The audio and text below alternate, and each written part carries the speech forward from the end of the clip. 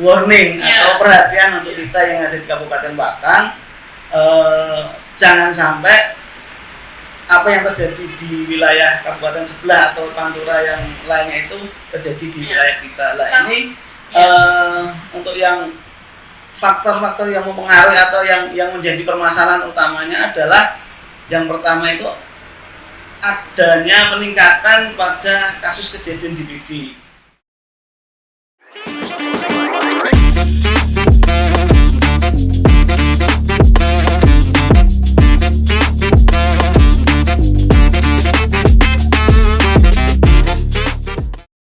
Assalamualaikum warahmatullahi wabarakatuh. Jumpa lagi bersama saya Mas Oka di ngobrol santai kesehatan. Selamat pagi semuanya. Di sini kami sudah kedatangan narasumber yang sangat luar biasa. Beliau adalah Bapak Suwandi. Ini saya manggilnya Bapak atau Mas? Bisa dua-duanya. Ya, kayaknya lebih santai Mas saja ya. Ya, Mas Wandi ini beliau adalah seorang fungsional epidemiolog ahli muda yang dimiliki oleh Dinas Kesehatan Kabupaten Batang. Mas Wandi, sebelumnya epidemiolog itu apa, Mas? Ya, terima kasih Mas Oka. Jadi epidemiolog itu adalah salah satu profesi di bidang kesehatan yang mempelajari tentang pola penyebaran suatu penyakit atau kejadian-kejadian yang berhubungan dengan masalah kesehatan, serta faktor-faktor yang mempengaruhi dan bagaimana cara mengendalikannya. Jadi definisinya seperti itu. Ya. Jadi sebuah jabatan fungsional ya. Jadi perlu teman-teman semua ketahui bahwa di dunia kesehatan itu tidak cuma profesi dokter, perawat, dan ya, tapi ada juga epidemiolog, entomolog. Nah, ini yang berhubungan dengan pengendalian dan penanganan penyakit.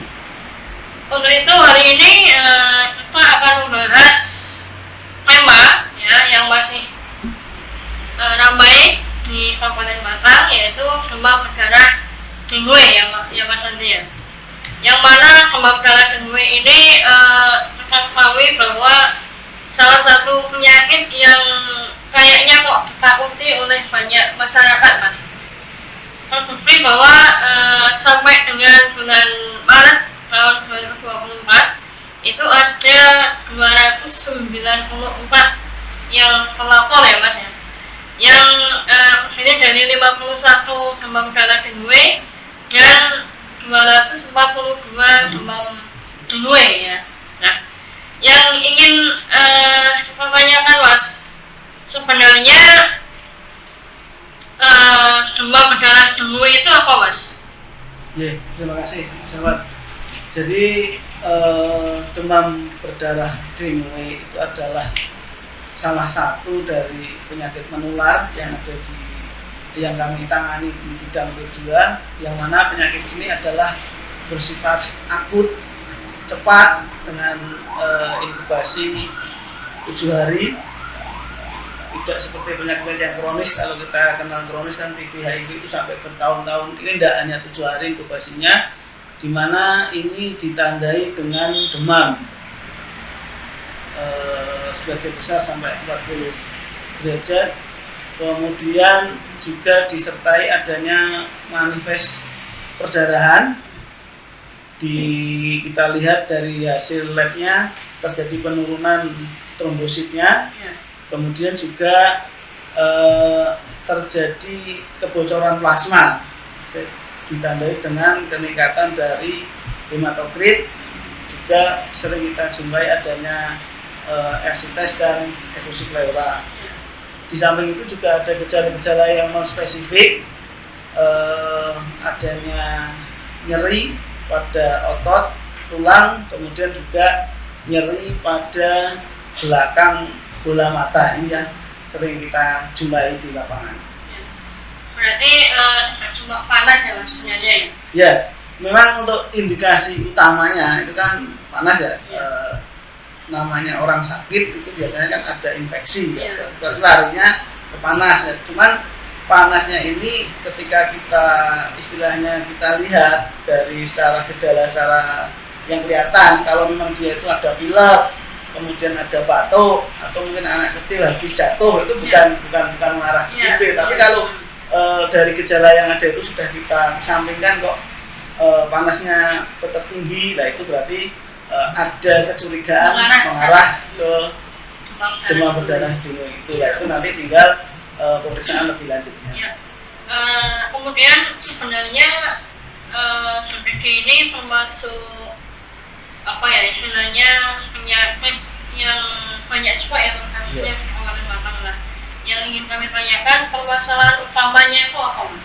Ya, kalau kita sebelum kami jawab ya, jadi kalau kita lihat tren saat ini adalah yang menjadi permasalahan paling besar itu adalah pada wilayah-wilayah Pantura sebelah utara yang seperti Demak, Jepara, Kudus, Rembang ini kan sampai kemarin dilaporkan rumah sakit bednya sudah sampai penuh semua. Kemudian di kabupaten sebelah, Kabupaten Kendal ini kasusnya juga luar biasa, bahkan peringkatnya 3 besar nasional. Kemarin dilaporkan ada kematian sampai 29 kasus. Sampai kematian kematian 29 orang. Jadi kan itu Jawa Tengah. Di Kabupaten Kendal saja. Jadi ini adalah warning atau perhatian untuk kita yang ada di Kabupaten Batang. Jangan sampai apa yang terjadi di wilayah kabupaten sebelah atau Pantura yang lainnya itu terjadi di wilayah kita. Nah ini untuk yang faktor-faktor yang mempengaruhi atau yang menjadi permasalahan utamanya adalah yang pertama itu adanya peningkatan pada kasus kejadian DBD. Nah ini dipengaruhi oleh beberapa hal. Yang pertama tentunya adanya vektor. Yang kita ketahui vektor dari demam berdarah dengue ini adalah nyamuk Aedes aegypti. Nah nyamuk ini kan yang ada di masyarakat, yo kita nggak bisa milih-milih ini nyamuk Aedes atau nyamuk apa, nyamuk culek atau nyamuk malaria kan ada nyamuk lagi kan beda. Kita kelihatannya nyamuk. Nah ini selama nyamuknya ini masih ada, ya ini tentunya penyakit ini akan tetap selalu bermunculan pada setiap tahunnya. Kemudian yang kedua adalah perilaku dari masyarakatnya. Kita ketahui nyamuk ini pastinya akan selalu ada pada wilayah-wilayah yang lembab. Kemudian untuk tempat berkembang biaknya adalah di genangan air. Lah kalau masyarakat kesadaran untuk kebersihannya kurang, kemudian jarang ada kegiatan kerja bakti. Nah ini tentunya sarang-sarang nyamuk yang tidak kita perhatikan. Biasanya di tempat-tempat penampungan air yang sudah tidak kita pakai, lingkungan yang banyak sewu mungkin bekas-bekas botol, yang mungkin di kebun tertutup ada airnya. Nah ini yang perlu menjadi perhatian. Kalau masyarakatnya kurang aktif tentang kebersihan, tentunya nanti vektor nyamuknya akan banyak dan kasusnya pasti akan tinggi. Kemudian juga dipengaruhi oleh status ekonomi atau apa ya istilahnya kemajuan dari suatu wilayah atau suatu negara, di mana virus-virus dengue atau nyamuk demam berdarah ini sudah tidak dijumpai pada negara-negara maju. Jadi yang ada ya hanya di negara-negara berkembang, terutama di daerah tropis. Nah yang kedua yang menjadi permasalahan adalah adanya kematian karena DBD ini yang sebenarnya kita tidak harapkan, karena target dari CFR, case fatality rate-nya itu harusnya adalah kurang dari 1. Sementara ketika nanti kasusnya tinggi, kecenderungan untuk terjadinya pasien yang tidak tertolong atau berakibat fatal dan kematian ini juga akan tinggi. Contohnya juga kita bandingkan kita lihat di data-data di kabupaten yang lain lah. Kematian karena DB ini lebih sering diakibatkan adalah yang pertama karena kurang waspada, kewaspadaan dari masyarakat sendiri. Mungkin tahunya ya sakit biasa, panas sudah sudah diberikan obat, diberikan di warung sudah turun, sudah nanti ternyata itu DB, sehingga karena salah penanganannya sehingga berakibat fatal. Yang kedua adalah dari fasilitas kesehatan, mungkin kejadiannya di wilayah yang agak jauh, ketika datang ke fasilitas kesehatannya terlalu lama, atau mungkin dari fasilitas kesehatannya yang mungkin overload, sudah pada penuh semua. Kan biasanya kadang ada beberapa yang tidak bisa diterima. Kayak kemarin contohnya pas pengalaman kemarin saya ngantar ponakan saya ke rumah sakit aja, pas setelah Idul Fitri itu kan pakai antrian di luar, urut, nggak bisa langsung masuk. Nah, ini kan ketika itu nanti dari yang bersangkutan ini DB dan harus segera mendapatkan penanganan, tentunya ini juga berdampak dengan ketertangan ini dari pasien ini. Kemudian juga apa ya istilahnya, kewaspadaan tadi sudah, kemudian pelayanan. Nah, ini juga yang menjadi perhatian itu perlu sebenarnya sebuah pembelajaran atau edukasi kepada masyarakat bagaimana mengenali tentang gejala-gejala DB pada anak ini, sehingga nanti orang tua itu waspada ini mengarah DB atau tidak. Jadi untuk penyakit demam berdarah dengue ini faktornya adalah nyamuk ya Mas? Ya betul. Nyamuk Aedes aegypti ya. Padahal saat ini kita tahu bahwa di Batam ini khususnya kan masih musim penghujan ya Mas. Jadi masih volume air masih cukup banyak, dan saya yakin masih banyak kenangan-kenangan yang ada di lingkungan kita. Nah, kemudian kalau melihat perjalanan penyakitnya, demam berdarah ini kan diawali dengan panas ya Mas. Kemudian banyak juga yang mengatakan kelana kuda. Nah itu maksudnya gimana Mas? Fase perjalanannya itu bagaimana sebenarnya? Jadi tadi kami sampaikan di awal, penyakit ini bersifat akut. Akut itu artinya kan cepat, hanya 7 hari. Kalau kita kemarin kenal COVID kan 14 hari. Artinya ketika 14 hari sudah lewat, ya berarti selamat. Kalau enggak, ya berarti game. Dan ini sama juga, DPD 7 hari. 7 hari itu dimana 3 hari pertama ini ditandai dengan demam. Demam tinggi, mungkin juga ada gejala nyeri tulang, nyeri otot itu juga ada. Suhu bisa sampai 40 derajat, dimana harusnya pada saat 3 hari pertama ini kita sarankan untuk lebih banyak minum air.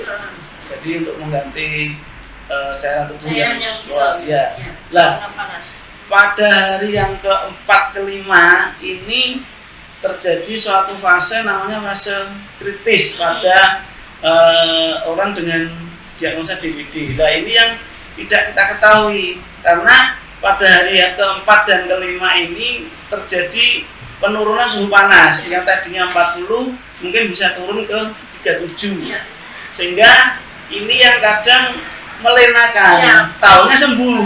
Wah, sudah 3 hari loh sudah sembuh. Nah, ini biasanya ditandai dengan penurunan trombosit yang sangat cepat.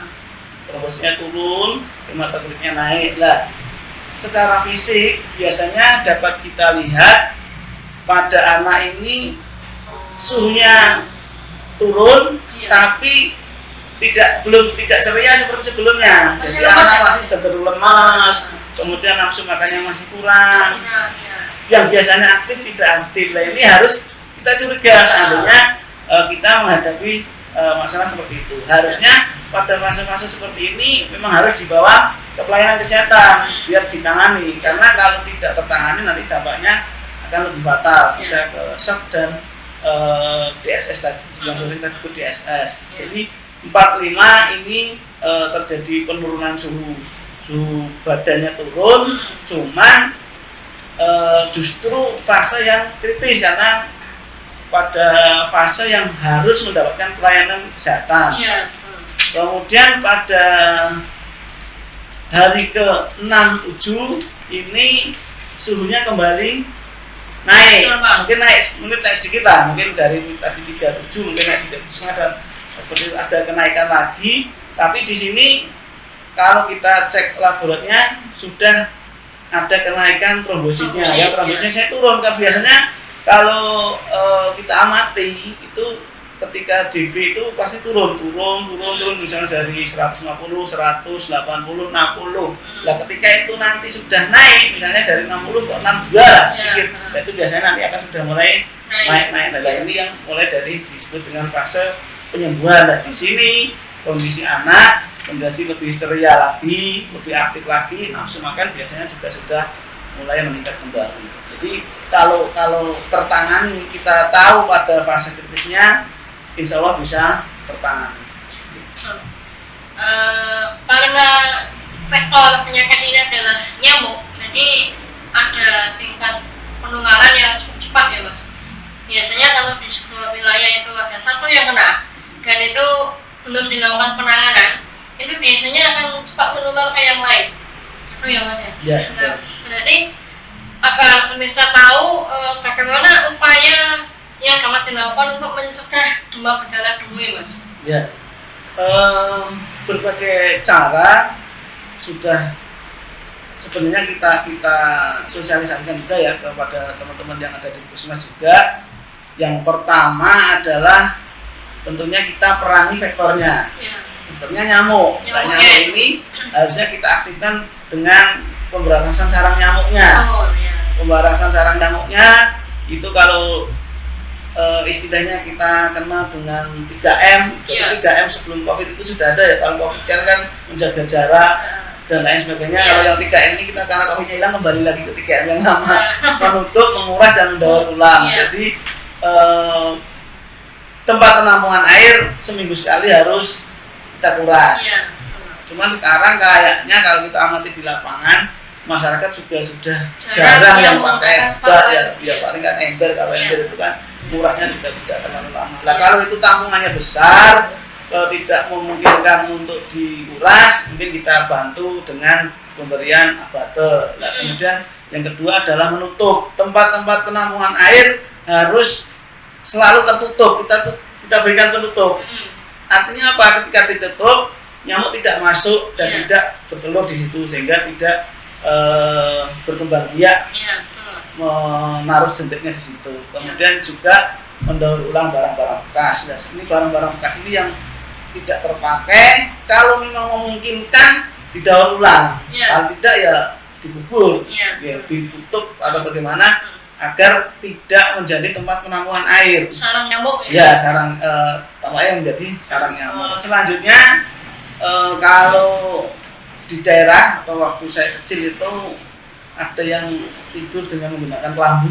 Kelambunisasi. Ya, walaupun mungkin sekarang ya sumuk bahasanya, cuman kan lebih terjaga kan, kita nggak terganggu juga tidurnya dengan suara nyamuk dan sebagainya. Kemudian juga penggunaan lotion lah kan untuk beredar sekarang nggak tidur biar nggak tinggi nyamuk, itu juga bisa dimanfaatkan.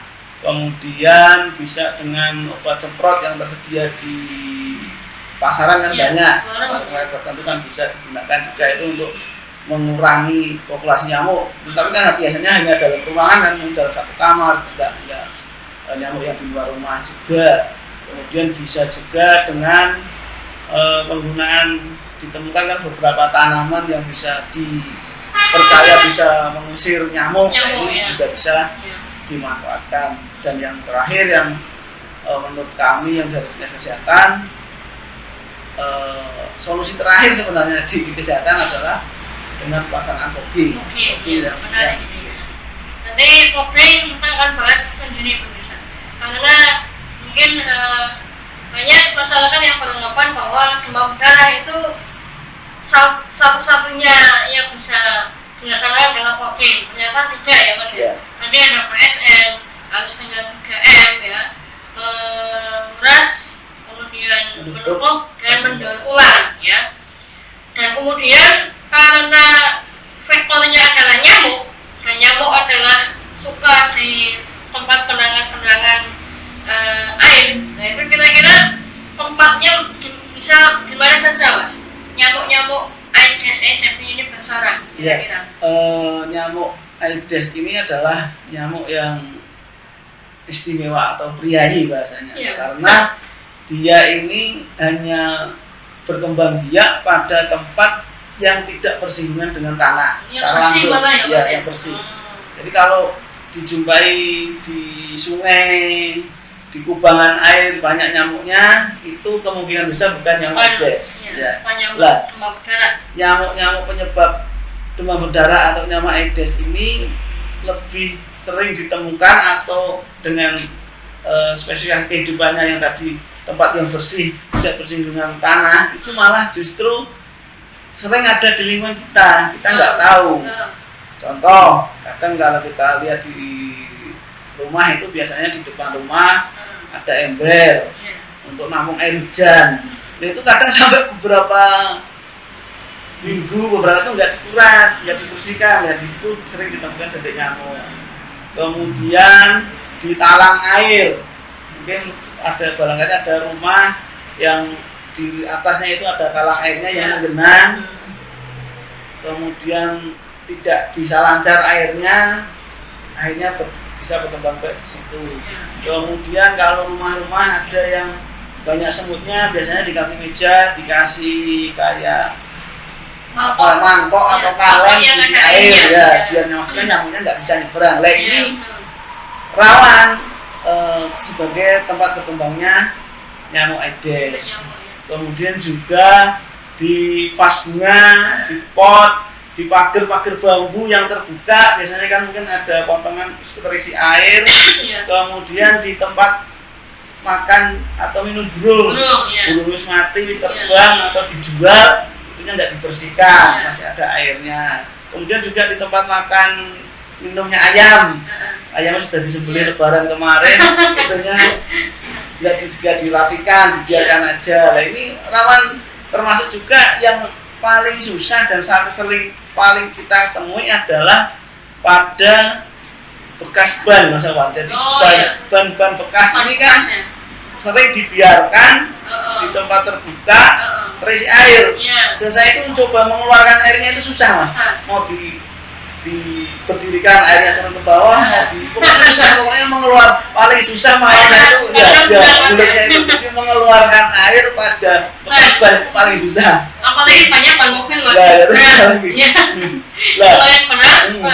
Susah pasti. Nah ini apalagi pada tempat-tempat ini mereka yang istilahnya jual beli ban atau mungkin ban bekas juga salah satunya. Nah itu kadang tidak ditutup, sering kena hujan ini sehingga banyak terisi air. Juga lagi yang pernah kita jumpai adalah tukang tambal bannya itu kan pakai bak untuk ketika ban bocor kan untuk bocornya di mana. Nah itu yang tidak pernah diganti. Nah itu yang akhirnya isinya jentik semua. Nah ini yang menjadi perhatian kita. Jadi sekali lagi tempat-tempat yang kadang justru terlewatkan. Pernah dijumpai dalam satu instansi itu ternyata ditemukan jentik nyamuk pada dispenser. Jadi dispenser di bawah itu ada. Nah ini ternyata betul. Nah ini kan nyamuk Aedesnya itu malah di tempat-tempat seperti ini. Kemudian kan? Mas, gunakan kulkas itu, Mas. Oh ya betul, sama itu juga. Itu kan buangan viral ya. Itu kan ada kendaraan juga. Itu yang lama. Kulkas yang lama itu ada airnya juga.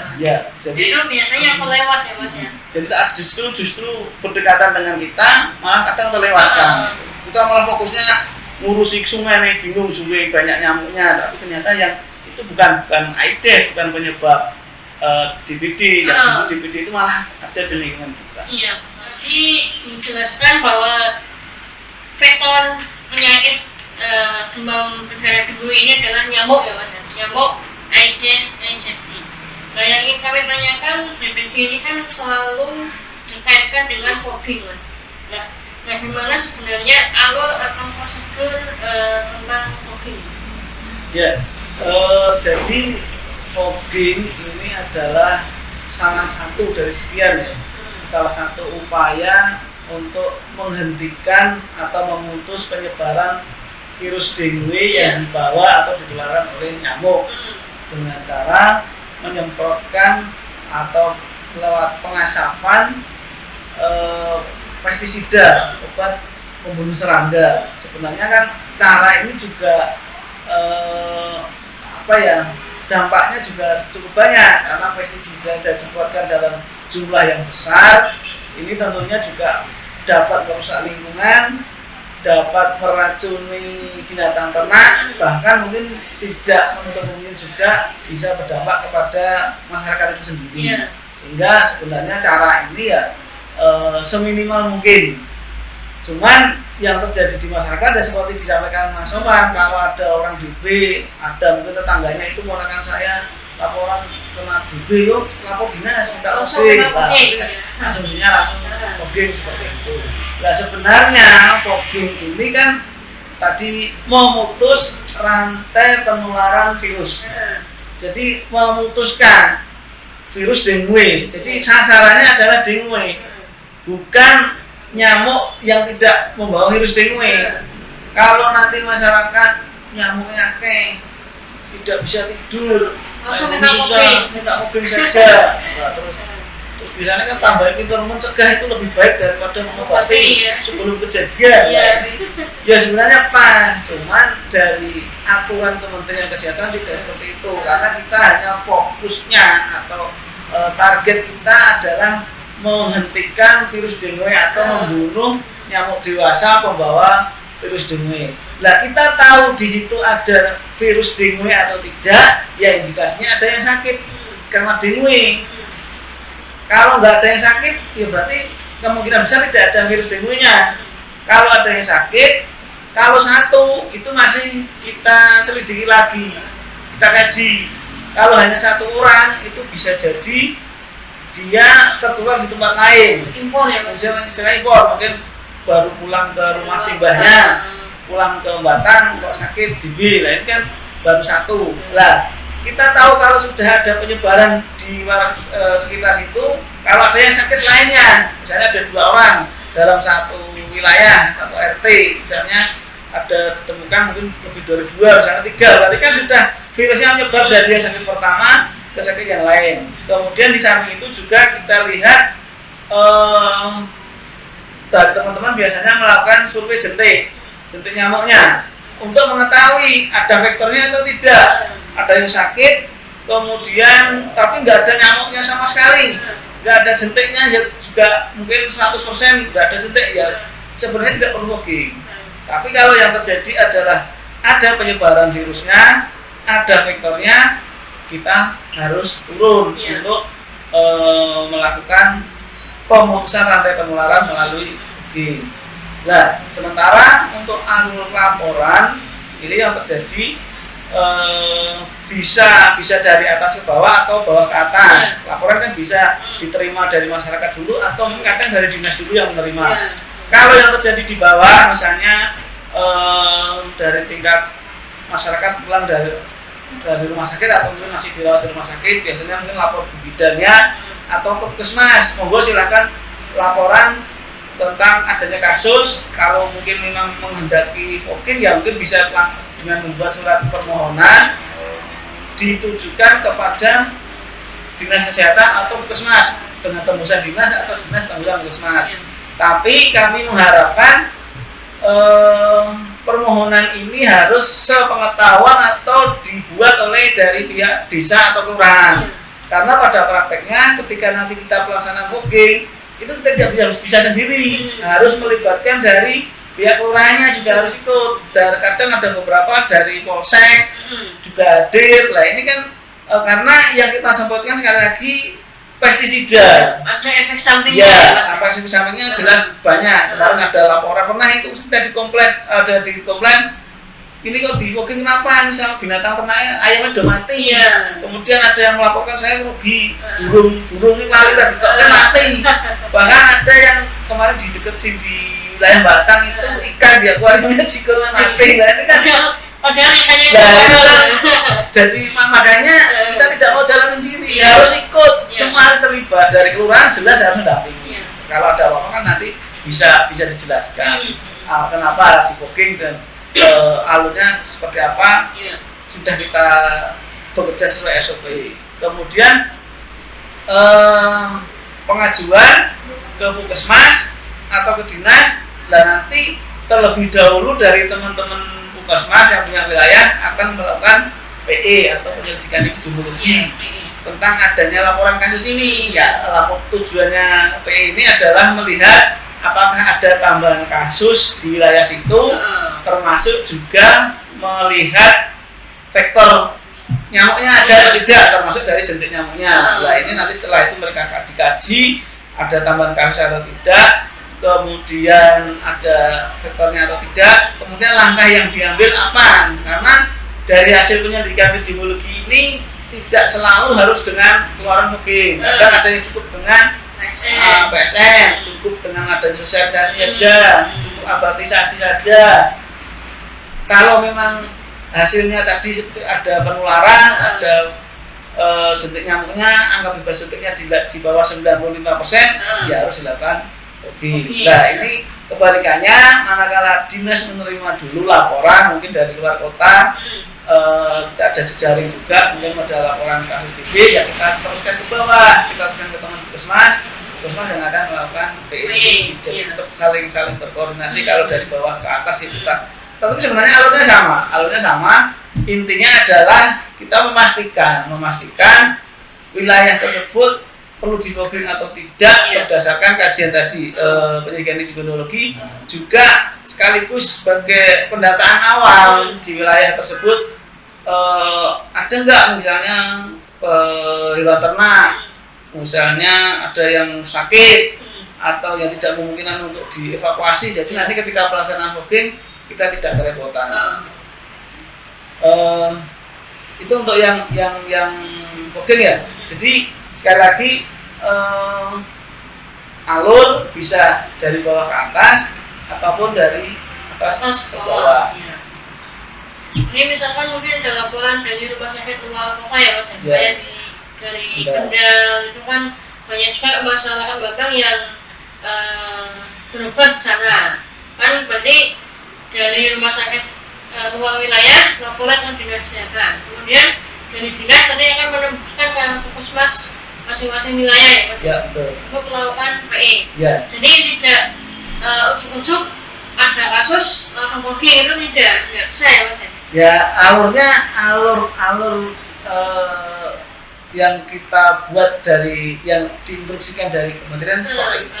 Artinya kita tidak mau juga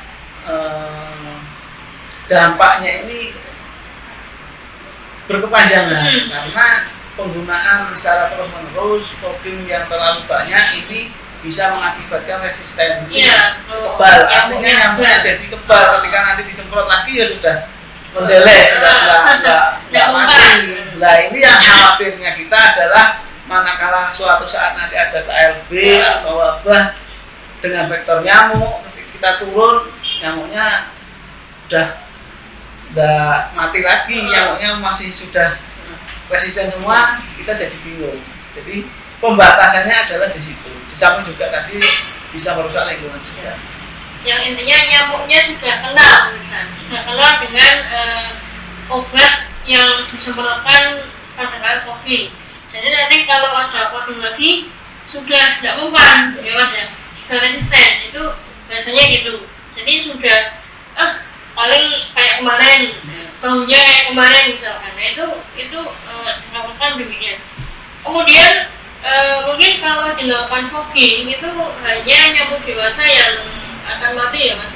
Padahal mungkin masih banyak jentik nyamuk yang ada. Ditakutkan kan walaupun nyamuk dewasa mati, tapi masih banyak jentik nyamuk, dan itu sehari 2 hari akan menetas dan itu akan banyak lagi. Itu ya Mas. Ya, betul. Makanya gini Mas Iman, ketika kita turun ke lapangan untuk fogging ini, kita sudah ada kesepakatan bahwa sebelum pelaksanaan fogging dari masyarakat setempat itu harus sudah melaksanakan PSN atau diikuti dengan kegiatan PSN. Mungkin setelahnya barangkali mungkin sambil bersih-bersih rumah atau ngepel karena bekas obat dan solarnya. Jadi tidak hanya foggingnya, tapi aslinya juga harus jalan. Tidak hanya nyamuk dewasanya yang kita selesaikan, tapi jentik nyamuknya juga harus Kan percuma, ini udah disemprot, nyamuk dewasanya pergi atau mati, jentiknya kelewat berkembang jadi dewasa lagi, ya akhirnya nyamuknya banyak lagi, kasusnya juga nanti bisa muncul lagi karena vektornya masih ada. Makanya harus diikuti, atau mungkin sebelumnya prakteknya di lapangan sekarang, mungkin sebelumnya ada yang laporan ini sudah PSN Pak, mungkin besok tinggal booking, atau mungkin setelah booking baru dilakukan PSN. Tapi idealnya ya mungkin sebelumnya sudah dilakukan PSN dulu. Masyarakatnya jadi juga siap, sudah tahu ini besok mau dilaksanakan booking, seperti itu. Kalau Mas, dulu ada program yang namanya Jumantik ya Mas, Jumlah Pemantau Jentik, itu sekarang masih ada nggak Mas? Nah ini sudah beberapa tahun yang lalu kita sudah bentuk kader ya, 2 tahun mungkin sudah lebih dari 5 tahun ya, kita biayai juga dari kader Jumantiknya ini, dari kita sampling di Kecamatan Batang, Waromasem sama Tulis. Cuman karena kaitannya dengan anggaran hanya berjalan 1 tahun, dan setelah itu yo kadang program seperti itu masih uangnya habis, programnya selesai. Nah itu.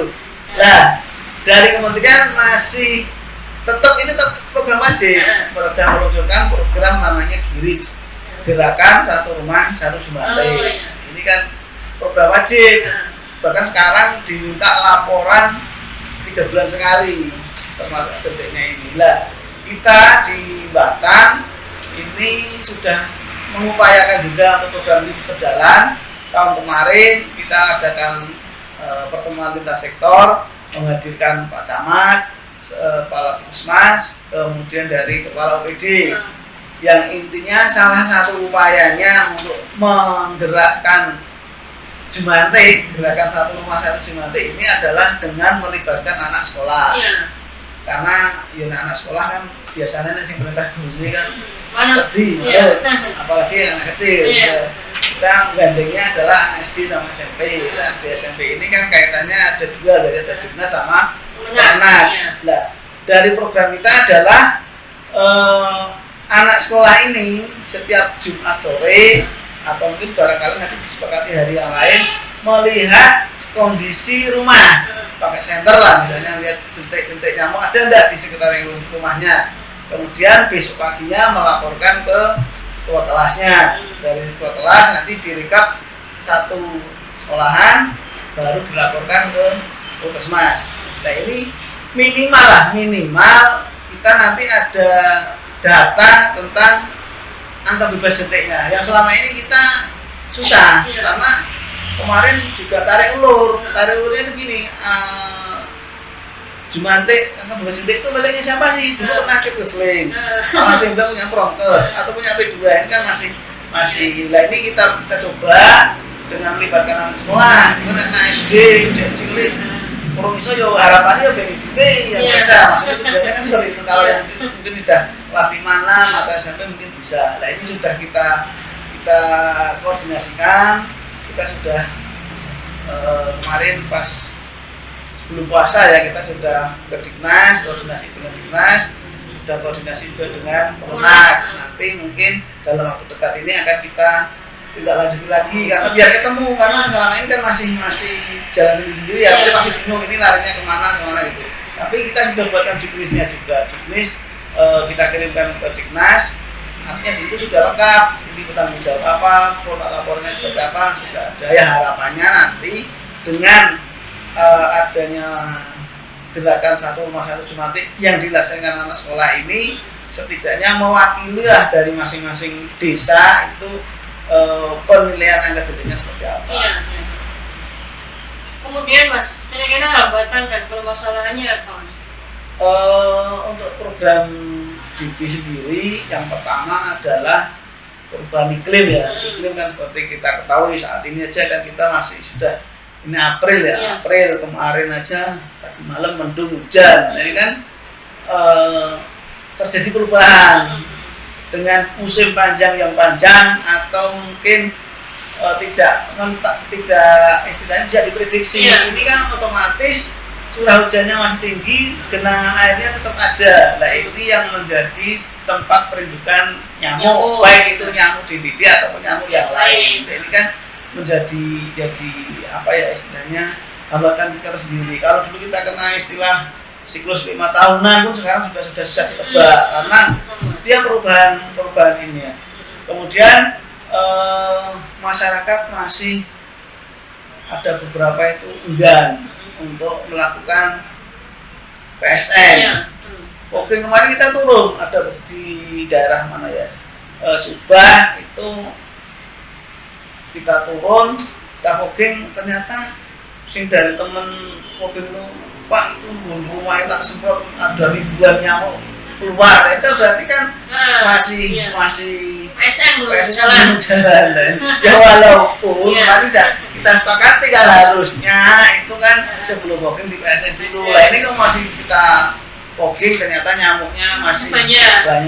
Ini mungkin kaitannya bukan tempat berkembang biaknya, tapi tempat hinggapnya atau tempat istilahnya apa ya, tempat tinggalnya. Dan nyamuk ini senang tinggal di tempat yang lembab, pengap. Kalau mungkin jenengan perhatikan biasanya di baju-baju yang cendel mungkin di kamar mandi bahkan dan misalnya anduk ditinggal pasti pagi itu mesti nyamuknya banyak. Jadi tempat-tempat seperti itu juga harus kita hindari, kita hilangkan. Jangan terlalu sering meninggalkan pakaian-pakaian bekas yang cerendel ini kan menjadi bukan berkembang biak nyamuk tapi sarang inilah ini yang mungkin seperti ini yang terlewatkan. Kemarin barangkali tadi yang kami ceritakan mungkin sudah dibersihkan got-gotnya airnya tapi klambinya lali disikirke, jadi ketika pas di fogging nyamuknya mabur semua. Nah ini yang pertama. Jadi peran masyarakat untuk ikut PSN-nya kurang. Kemudian juga beranggapan fogging itu sudah menyelesaikan semuanya. Kalau kemarin DB sudah di fogging berarti sudah selesai. Tidak. Ternyata tadi disampaikan juga fogging hanya membunuh nyamuk yang dewasa, yang jentiknya masih ada, harus diikuti bareng-bareng. Kemudian ketersediaan logistik ada 3 insektisida, larvasida dan RCT. Yang insektisida kita pakai untuk fogging membunuh nyamuk dewasa, larvasida atau yang lebih dikenal dengan istilah abate kita gunakan untuk membunuh jentik nyamuk yang ada di tampungan air. Dan satu lagi RDT ini adalah rapid test. Ini digunakan untuk mengetahui yang bersangkutan ini terinfeksi dengue atau tidak. Cuman yang rapid test ini jumlahnya masih terbatas, anggaran kita sudah terbatas. Kita hanya mengandalkan dari dropping yang kita sudah anggaran dari dinas itu hanya untuk insektisida dan larvasida. Kebetulan RDT ini juga penting karena bisa mendeteksi sedini mungkin pasien ini terinfeksi dengue atau tidak. Cepat semakin cepat kan artinya nanti langkahnya dari penanganannya seperti apa itu juga lebih cepat. Kemudian DB ini berkaitan erat dengan lingkungan. Karena faktornya nyamuk. Nyamuk itu pasti hubungannya dengan lingkungan. Ini adalah membutuhkan peran dari semua sektor. Bahkan sebenarnya kita semua OPD juga ikut terlibat. Kan nyamuk itu bukan masalahnya kesehatan saja. Nyamuk kan bisa berhubungan dengan masalah lingkungannya, bisa berhubungan dengan karena mungkin perkembangan penduduknya, penataan rumahnya. Ini artinya harus melibatkan semua. Nek mau nyamuknya dorong-dorongnya ngampet, nyamuknya lampur dinas itu kan juga kurang. Dinas yang ngurusi dorong-dorong kan enggak. Kita artinya ya mungkin itu bisa diselesaikan bareng-bareng. Jadi semua perlu terlibat, semua punya peran masing-masing. Seperti kemarin tanggal 4 April kemarin kan ada edaran dari Sekda Provinsi Jawa Tengah mensikapi peningkatan kasus DBD di beberapa wilayah, terutama di wilayah yang kami sampaikan tadi di wilayah Pantura sebelah utara ini kan agar tidak berkembang ke yang lainnya, sehingga perlu peran dari semua OPD punya peran sendiri-sendiri, dari Diknas, dari Kemenak, dari Dispermasdes, dari Dinas Perhubungan, semuanya kan bisa mengambil peran di situ. Karena kaitannya sekali lagi nyamuk itu kaitannya dengan lingkungan. Mas, untuk closing statement mungkin Mas, apa imbauan apa yang bisa disampaikan ke masyarakat? Jadi di demam berdarah ini kan permasalahannya dua. Yang pertama, angka kesakitan atau penyebarannya ini didominasi oleh karena lingkungan ya, atau faktornya yang banyak.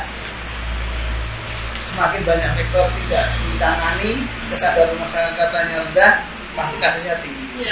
Yang kedua, kematian.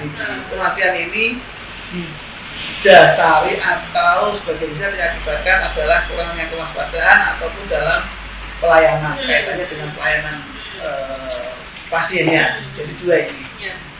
Kasus karena perilaku dan lingkungannya, kalau kematian karena penanganan dan pelayanan kesehatan. Itu yang menjadi perhatian. Kemudian TB itu tidak hanya permasalahan untuk atau tugasnya orang kesehatan. TB ini kan hubungannya dengan vektor, dengan lingkungan. Nah, ini tentunya juga melibatkan dari semua sektor dan semua OPD, semua pihak harusnya ikut terlibat. Tidak melulu orang kesehatan. Jadi masuk dorong-dorong mampet banyak nyamuk, kesehatan kan tidak pas. Kemudian juga berbagai terobosan sudah mulai dimunculkan, terutama karena dulu kan orang berpikiran DB itu penyakitnya jelas, tapi orang rampung. Dan sekarang kan juga sudah diluncurkan beberapa tahun kemarin ada vaksin untuk dengue. Cuman masih belum masuk program. Kita yang masuk program ya nanti kita ikut, tapi karena belum masuk program ya bayarnya mahal, pasti mahal karena belum masuk program. Ke depan barangkali nanti dikaji kalau pemerintah itu penting dan harus, pasti nanti juga akan menggunakan program seperti vaksin yang lainnya. Saya kira itu masuk Dan mungkin menambah sedikit ya Mas, kami juga sering turun ke sekolah-sekolah Mas, SD, MI, SMP, MTS, dan di sana kami sering mengecek bagaimana keadaan toilet atau WC-nya.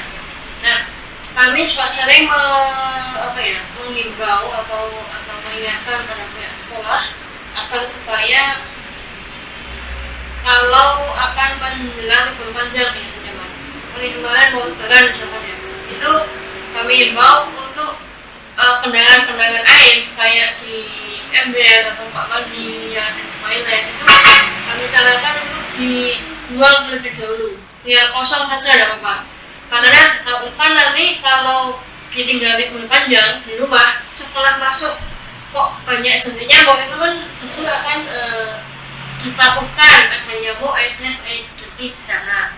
Nah, untuk itu yang berarti tadi yang dilakukan oleh Mas Pandi ya, fogging adalah langkah terakhir atau jurus terakhir. Yang pertama adalah PSN atau pemberantasan sarang nyamuk, dan itu lebih efektif karena akan membunuh sampai dengan jentik nyamuknya ya Mas ya. Dan mungkin bisa PSN bisa dilaksanakan pada saat apabila ada di lingkungan RT RW atau ketuaan yang biasanya setiap hari Jumat itu melakukan Jumat bersih atau kebersihan lingkungan ya Mas ya.